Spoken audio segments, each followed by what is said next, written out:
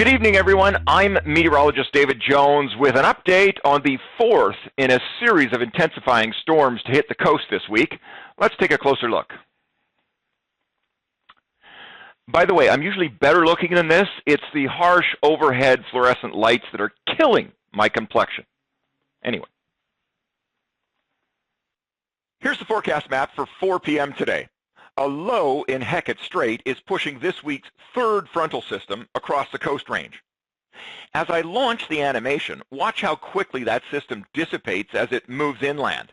Nonetheless, we are expecting between 15 and 30 centimeters of snow across the passes of the southern interior tonight.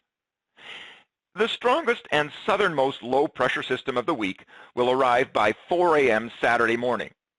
This complicated system shown here is from the Canadian global model. For a change, I'm going to show a wind animation. The arrows are the wind direction, and the colors represent 10 kilometer per hour ranges of wind speed. On the right-hand side of this image, there's a wind scale in kilometers per hour. The colors of interest today are red to dark purple, or wind speeds from 60 to 120 kilometers per hour.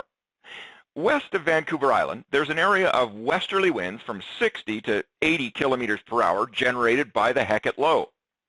These westerly winds will move toward the island and diminish as the low weakens while crossing the coast mountains. The green area represents a lull and a shift in the winds. Then watch as the next system enters the model grid from the left. That's our big low. South of the low, there seems to be a hole in the arrows. Not so. That's just faint pink, or a forecast of 90 to 100 kilometer per hour westerly winds. Watch as this area also diminishes as it approaches the coast. It looks like the hole fills in, but it's just the darker wind arrows returning. According to this model, the strongest winds will remain offshore, perhaps thumping the Washington coast and causing a huge surge of wind and waves in Juan de Fuca. Well, maybe not the waves. Here's the wave model forecast for Saturday morning.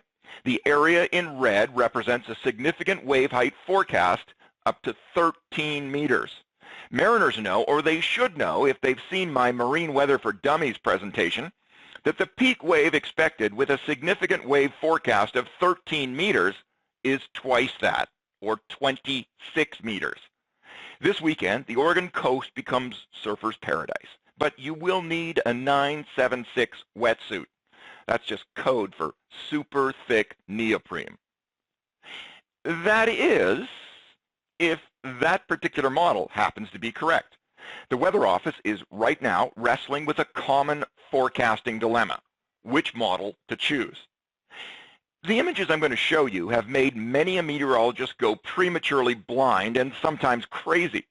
So to spare you the same fate, I'm adding the BC border to get you oriented. This is the GFS forecast for 4 a.m. Saturday, a 971 millibar low off the northwest tip of Vancouver Island. Here's the UK Met forecast, a 973 millibar low in roughly the same place. That's good. Then there's the highly touted ECMWF. It has a double-barreled solution with two lows, the deepest of which is 971 millibars and further north. And finally, back to our Canadian model, a three-headed monster, the deepest of which is 976 millibars. So that's clear as mud. Each solution is different, and we're only 60 hours out. The greatest impact of this conundrum is felt by the marine forecaster. These forecasts have quite different isobaric patterns, and that affects the wind forecast more than any other. I'm sure top-notch marine forecaster Michel Jolinas is tearing his hair out right now upstairs. This week's changing patterns are a great example of why I always tell mariners that about the only thing you can expect to get from a marine forecast beyond 48 hours is a sense of whether it will be stormy or not, or somewhere in between. The details are impossible to forecast with frequently changing and multiple model solutions. So Jamie, Greg, and all the crews at BC Ferries, I hope you're listening. In the interest of brevity, I'm not even touching on the interior implications, except to say that in the next 48 hours, I suggest everyone stay tuned to the forecast and watch the warnings. They will come fast and furious. And in this uncertain scenario, there's no doubt some of those warnings will go bust.